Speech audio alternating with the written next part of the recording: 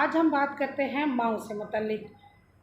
پاکستان میں سرکاری اعداد و شمار کے مطابق ہر 1 لاکھ میں سے 186 مائیں بچوں کی پیدائش کے دوران جاں بحق ہو جاتی ہیں اور اپنے بچوں کو ماں کی شفقت اور محبت سے محروم کر جاتی ہیں۔ خیبر پختونخوا حکومت نے ایک قانون پاس کیا ہے جس میں تولیدی صحت کے حوالے سے کچھ حقوق جو ہیں وہ واضح کیے گئے ہیں اور کچھ اداروں بلکہ تمام اداروں کے فرائض واضح کیے گئے ہیں۔ اس حوالے سے ہم نے بات کی ہے کچھ ایکسپرٹس کے ساتھ، تو چلیے ان سے جو بات چیت ہوئی ہے، ان سے جو انفارمیشن ملی ہے وہ ہم آپ کے ساتھ شیئر کرتے ہیں۔ میرا نام عائشہ احمد خان ہے اور میں as a senior area manager health services green star میں کام کرتی ہوں۔ پروڈکٹیو ہیلتھ کے حوالے سے ہماری جو کے پی کے خواتین ہیں ان کو کافی زیادہ مسائل پیش آتے ہیں۔ ٹھیک، سب سے پہلے تو ہم اگر ان کی نیوٹریشن کے اس میں دیکھ لیں تو نیوٹریشن میں بہت سی ہماری خواتین جو ہے وہ مال نرشڈ ہوتی ہیں، پھر وہ ان کی جو ہے پراپر سپیسنگ نہیں ہوتی، ایک بچے سے دوسرے بچے کے درمیان میں اتنی سپیسنگ نہیں ہوتی، تو جو اس کی دوبارہ سے بچہ اس کے پیٹ میں جنم وہ ہوتا ہے کنسیو کرتی ہے تو اس میں ہے۔ پھر اس کے بعد جو ہے جب آخر میں اینڈ میں ڈیلیوری کے پوائنٹ پہ آتی ہے تو وہ اپنے ایک تو اینٹی نیٹل چیک اپس کے لیے جو ہے وہ جانے میں تھوڑا ہچکچاتی ہے، کسی کے پاس اگر وہ ہو تو چلی جاتی ہے، نہ ہو تو نہیں جاتی، تو اس میں پھر اینڈ میں جب پہنچتی ہے کوئی ٹیسٹ اس نے کروائے نہیں ہوتے، پھر جب اینڈ میں ڈیلیوری ٹیبل کے اوپر وہ لیٹتی تو وہاں پہ پھر پتہ چلتا ہے کہ بھئی اس کی کمپلیکیشنز یا اس میں مال نرشمنٹ تھی، انیمیا کا کوئی کیس یا اس کا بھی ہیموگلوبن کتنا ہے، تو پھر خواتین وہاں پہ پی پی ایچ میں جانا اور یہ ساری جو پرابلمس ہیں، پری میچور برتھس ہونا، پھر میٹرنل ڈیتھس ہونا، تو یہ سارے اس سے جو ہے وہ ریلیٹڈ ہوتے ہیں۔ اچھا، تو آپ سمجھتی ہیں کہ اس طرح کے قوانین بننے چاہیے کہ جو خواتین کو سہولت دے سکیں، ان کی صحت کو، ان کی زندگی کو تحفظ دے سکیں؟ قوانین تو دیکھیں ہمارے پاس ہے، ہم یہاں پہ جو ہے WHO کا کرائٹیریا یوز کرتے ہیں۔ ٹھیک ہے، جو اس نے جو ہے حمل کے دوران جو اس کے 9 مہینے ہیں اس میں اس نے 4 وزٹس جو ہے وہ اپنی ڈاکٹر کے پاس جانے ہیں اور کروانے ہیں۔ ان 4 وزٹس میں ڈفرینٹ اس کے چیزیں ہوتی ہیں جو اس نے کروانی ہوتی ہے، جیسے الٹرا ساؤنڈ کون سے میں کروانا ہے، ہر وقت الٹرا ساؤنڈ بھی نہیں ہوتا، میڈیسنز آپ نے کیا، پھر آپ کے وہ انیشیل ٹیسٹ لیتی ہے کہ آپ کے ہیموگلوبن لیول کتنا ہے، کیا کرنا ہے، تاکہ اب اینڈ میں اکلمشیا ہمارے یہاں پہ بہت بڑا ریزن ہے کہ آخر میں ہمارے پاس جو ہے اسی سیکشن میں بی پی ریز ہو جاتا ہے۔ ٹھیک ہے، تو جس کی وجہ سے جو نارمل ڈیلیوری ہوتی ہے وہ پھر ہمیں سی سیکشن میں چینج ہو جاتی ہے، تو یہ اس قسم کی کمپلیکیشنز آ جاتی ہیں۔ یا پھر اگر وہ کلمشیا اس کا بی پی ریز ہے تو پھر جب وہ بیبی بچہ جو ہے وہ پیدا ہو جاتا ہے تو اس کا جو ہے وہ خون کنٹرول نہیں ہوتا، تو جس کی وجہ سے وہ جو ہے اور کمپلیکیشنز پہ پڑا چل جاتا ہے۔ تو اس وجہ سے ہمیں جو ہے ان اینٹی نیٹل چیک اپس کا یہی ہوتا ہے جو حمل کے دوران کے چیک اپ، کہ ہم اس کو رول آؤٹ کرتے رہیں کہ کیا کمپلیکیشن ہے، اس کو اسی وقت جو ہے ہم حل کر دیں۔ انیمیا کا اس میں خون کی کمی ہے تو خون کی کمی میں یہ ہوگا کہ اس کو پہلے سے انجیکشنز لگانا شروع ہو جائیں گے، ٹھیک ہے، پھر اینڈ میں جب ہوگی تو پھر ہم اس کو، کیونکہ یہ نہیں ڈیل کر سکتے، جب 6 یا 7 ہمارے پاس ہوتی ہیں کہ جس کا 6 یا 7 جو ہے وہ ہیموگلوبن ہوتا ہے، تو پھر اس کو ہم نہیں ڈیل کر سکتے اینڈ میں۔ پریشر بھی کنٹرول کرتے چلیے، بلڈ پریشر بھی کنٹرول۔ السلام علیکم جی، میرا نام ڈاکٹر شاندانہ سریر ہے اور میں ڈپارٹمنٹ آف ہیلتھ کے ساتھ کام کرتی ہوں MNCH میں ایز پبلک ہیلتھ اسپیشلسٹ۔ جی ڈاکٹر صاحبہ مجھے آپ سے یہ پوچھنا ہے کہ تولیدی صحت یا ریپروڈکٹیو ہیلتھ، اس کے حوالے سے خواتین کو کیا ایشوز آ رہے ہیں اور اس کا سالو کرنے کا کیا طریقہ ہے؟ یعنی پیدائش کے دوران بچوں کا فوت ہو جانا یا ماؤں کا فوت ہو جانا، اس معاملے کو، اس ایشو کو کم کرنے کے لیے ہم کیا کر سکتے ہیں؟ ریپروڈکٹیو ہیلتھ میں بڑے ایشوز ہیں جی، صرف ریپروڈکٹیو، آپ کو پتہ ہے ریپروڈکشن میں صرف حمل نہیں ہے، اس میں یہ بھی ہے کہ آپ کا کب حمل کرنا ہے کب نہیں کرنا، ان سب چیزوں کو ہمیں دیکھنا پڑتا ہے۔ بٹ بیسک جب ہم بالکل چھوٹے لیول سے سٹارٹ کرتے ہیں اس میں سب سے زیادہ امپورٹنٹ بات ہوتی ہے کہ میرج کی ایج کیا ہونی چاہیے۔ پہلے تو لوگوں کو اس کی آگاہی بہت ضروری ہے، سب سے پہلی بات یہ جی، جب لوگوں کو اس کی آگاہی ہو کہ بھئی 18 سال سے کم آپ عمر کے بچیوں کی شادیاں نہ کریں۔ شادی کے بعد سب سے جو امپورٹنٹ بات ہے کہ بچیوں کو یہ پتہ ہونا چاہیے کہ اگر ان کا حمل ہو تو ان کا جو ریپروڈکٹیو ہیلتھ میں ہمارے پاس یہی آتے ہیں کہ ہر حمل کے باقاعدہ وہ ڈاکٹر کے پاس جائیں، اپنا چیک اپ کروائیں، وہ جو آپ کو مشورے دے یا دوائیوں کی ایڈوائس دے اس کا آپ فالو کریں۔ پھر ڈیلیوری کے لیے جو ہے جو ریپروڈکٹیو ہیلتھ میں سب سے امپورٹنٹ ہے وہ ہے کہ آپ ڈیلیوری اپنی اسکل برتھ کے پاس کروائیں یا ایسی خاتون کے پاس جو اسکلڈ ہو اس چیز میں، یعنی جن کو مہارت ہو، جو مہارت ایکسپرٹ ہو. جی، دائیاں ان لوگوں کے پاس جو پہلے ٹریڈیشنل تھے اس طرف نہ جائیں، اچھے ہاتھوں میں کروائیں، ڈاکٹر کے پاس کروائیں، نرس کے پاس کروائیں، LHV کے پاس کروائیں، مڈ وائف کے پاس کروائیں، جو ہمارے ہر ڈسٹرکٹس میں ہوتے ہیں. یہ بہت ضروری ہے. اچھا، ڈیلیوری کے بعد اس کے بعد بھی 40 دن تک آپ اپنا وزٹ کم از کم 1-2 دفعہ جو 40 دن ڈیلیوری کے بعد کے ہوتے ہیں اس میں بھی اپنا وزٹ ضرور کریں. یہ بہت ضروری ہے. اور اس کے بعد آپ بیٹھ کے اپنے جو ہے ہسبینڈ کے ساتھ اس چیز کا مشورہ ضرور کریں کہ اگلے حمل کے لیے کم از کم 3 سال کا انتظار کریں، تاکہ وہ خاتون ایک تو جو بچہ ان کے پاس ہے اس کی بھی اچھی تربیت کر سکے، اور دوسری سب سے وہ اپنی صحت کو بھی وہ دیکھ سکے کہ جی وہ اگلی اس کو خون کی کمی ہوگی، کمزوری ہوگی، اس چیزوں کو وہ کور اپ کر لے. یہ بہت ضروری ہے. تو بیسکلی ہمارے پاس ریپروڈکٹیو ہیلتھ میں یہ زیادہ امپورٹنٹ چیزیں ہیں جس کے لیے ہم ابھی تک کام کر رہے ہیں کہ اگر یہ چیزیں آپ اس کو ایز اٹ از فالو کریں تو نہ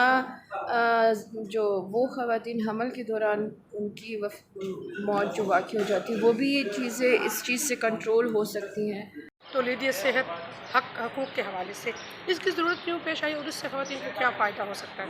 بسم اللہ الرحمن الرحیم.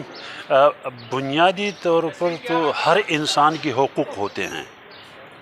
ہر انسان کے حقوق ہیں، لیکن ہم سمجھتے ہیں کہ خواتین کے حقوق کو یہاں پہ تھوڑی سی زیادہ توجہ دینے کی ضرورت ہے. اسی لیے یہ ایک ان کی حقوق جو ہے ان کو محفوظ زچگی اور محفوظ خاندانی منصوبہ بندی اور ان سارے سروسز کے جو تولیدی صحت سے تعلق رکھتے ہیں تو ان کی رسائی، ان کی کوالٹی اور ان کی پہنچ تک ہونی چاہیے. تو اس بل سے یہ فائدہ ہوگا کہ کم از کم جو حکومت کے ادارے ہیں وہ اب اس سلسلے میں اپنے کاوشیں بڑھائیں گے اور جہاں پہ تولیدی صحت کے مسائل خواتین کے ہیں ان کو ایک قسم کی توجہ مل جائے گی. اس قانون میں ہے کہ کیا؟ اس قانون میں بنیادی طور پر تو یہ ہے کہ 3 چیزیں ہیں. اس میں جو بنیادی ہے وہ یہ کہ یہ سروسز کی مہیا کرنا یعنی اویلیبلٹی. دوسرا ان کا ہے کہ ایکسیس، یعنی ایک تو اویلیبل ہو، کوالٹی کے ہو، اور پھر اس طرح سے ہو کہ وہ وہاں پہ پہنچ سکے. پہنچ کئی وجہ سے ہے. پہنچ فاصلے کی وجہ سے ہو، پہنچ پیسوں کی وجہ سے ہو، پہنچ جو ہے نا ان کی ٹریڈیشن اور کلچر کے مطابق ہوں. تو ان ساری چیزوں پہ توجہ دے کے تو lady health worker, community mid wife سے لے کے گائنیکالوجسٹ تک یہ سارے ایک پوری چین ان کے لیے بنائی جائے گی اور اسی طرح ان کو یہ سروسز وہ لوگ پرووائڈ کریں گے. قانون میں ہے کیا اور اس سے خواتین کیسے فائدہ اٹھا سکتے ہیں؟ جی بسم اللہ الرحمن الرحیم. جو ریپروڈکٹیو ہیلتھ بل ہے جنسی تولیدی صحت جو کہ ابھی پروونشل اسمبلی نے پاس کیا ہوا ہے، اس بل کے تحت جو ہے تمام خواتین کو یہ حق حاصل ہے کہ ان کو جو ہے جنسی تولیدی صحت کی سہولیات بہم پہنچایا جائے، اور یہ ایک بنیادی حق ہے ان کا. جب ہم بنیادی حق کی بات کرتے ہیں تو ان کے ساتھ ان کی